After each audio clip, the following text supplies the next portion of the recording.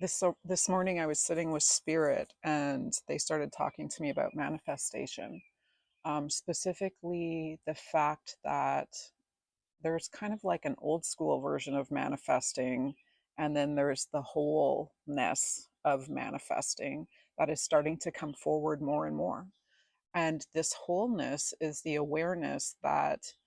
manifestation isn't about, declaring you're going to receive all the abundant things and all the money and everything that you physically want, but it's about recognizing with compassion where you are putting your focus on inside of yourself.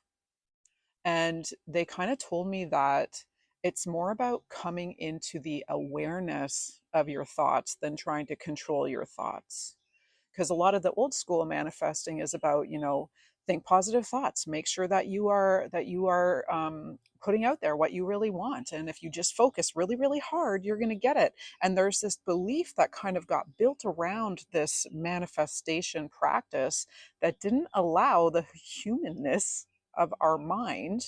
which is going to have negative thoughts and going to have worries and going to have fears. It didn't allow for that space. Manifestation now is about allowing yourself to come into the wholeness of your thinking process and of your emotional being, which means if you are having a negative thought and a fear and a worry, and you don't want to manifest that, so you flip into the opposite of it and say, I'm going to manifest this good thing. The very action of pushing away that fear or that thought is actually energetically charging what you don't want, and thus it will be drawn into your life for you to decide if you want to experience it again or not. Manifestation now is about being willing to meet ourselves in the wholeness of our emotions, thoughts, and feelings, our desires and our not desires. To be able to meet ourselves there and recognize the pain points and draw them in to our experience in a whole kind of sense, a wholeness of who we are. So that from this neutralized space with the awareness of what we don't want and what we do want, with our fears and worries and pain and trauma points and triggers and our excitement and our secret desires in our heart and what we really want for ease in our life and what our life of our dreams is going to look like, that comes into a wholeness of experience, and it's all that we are. And from this space of wholeness, you become neutral in your emotional experience of it. So from this place, you can choose which path or which thought pattern you would like to emotionally charge and magnetize to yourself so that it can flow through your life experience, instead of you trying to resist all of the things that you don't want and all the things you feel like you shouldn't be thinking and all of the things that you think are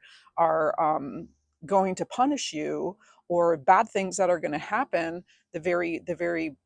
action of trying to not have those thoughts is what supercharges it, and then we create these repeating cycles in our life where we're experiencing the same thing again and again, and we don't know why. That is a form of manifesting. So the way that we manifest is by being brave enough to look at the things that keep popping up that we can't get rid of in our minds, calling them forward, sitting in them, allowing them, witnessing them inside of ourselves without judgment.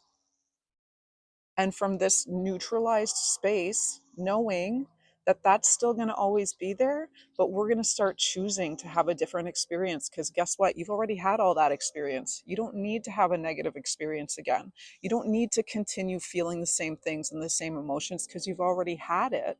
But until we accept it and look at it as part of our journey and part of something that was, we do continue manifesting repeating cycles inside of our life experience.